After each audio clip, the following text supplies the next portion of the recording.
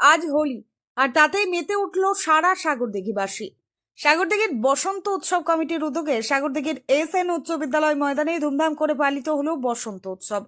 উপস্থিত ছিলেন সাগরদিঘির ডিআইবি ওসি হিরণময় ত্রিবেদী, সাগরদিঘির সুপার স্পেশালিটি হাসপাতালের ডাক্তার GM গাজী, সাগরদিঘি থানার কর্মরত আধিকারিকেরা ছিলেন, মডেল স্কুল সহ বিভিন্ন বেসরকারি স্কুলের কর্ণধার ও প্রধান শিক্ষক। এছাড়াও বসন্ত উৎসব কমিটির সদস্য রবীন দত্ত, সচিন পাল, শঙ্কর ভকত, সন্দীপ ভকত, মোহাম্মদ সালাউদ্দিন, রক্তযোদ্ধা সঞ্জীব দাস, মঙ্গলচন্দ্র দাস সহ অন্যান্যরা।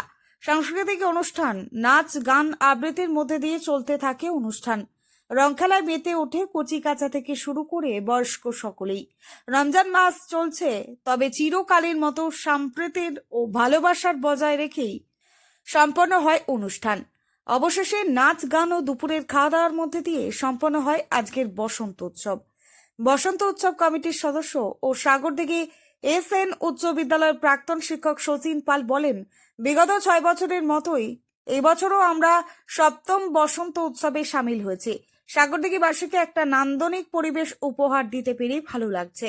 ছোট বড় সকলেই এই অনুষ্ঠানে সামিল হয়েছে, আনন্দ উপভোগ করেছে এবং এই অনুষ্ঠানের মাধুর্য বাড়িয়ে তুলেছে। সকলকে বসন্ত উৎসবের শুভেচ্ছাও জানান তিনি। সাগরদিঘি থেকে অসিত পোলমালির রিপোর্ট, সময় বার্তা।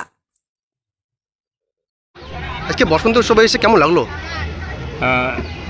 সাগরদিঘি বসন্ত উৎসব কমিটি যে বসন্ত উৎসব আজকে হলো, সেটা প্রতি বছরই হয় এবং এখানে মানুষজন এখানে আসে, বিভিন্ন সাংস্কৃতিক অনুষ্ঠান, নাচ, আবৃত্তির মধ্য দিয়ে উৎসব পালিত হয় এবং আমাদের যে ভ্রাতৃত্ববোধ মানে বর্তমানে যেটা খুবই যুগোপযোগী, সেই ভ্রাতৃত্ববোধের মধ্য দিয়ে আজকে বসন্ত পালিত হলো এবং খুব ভালো লাগলো।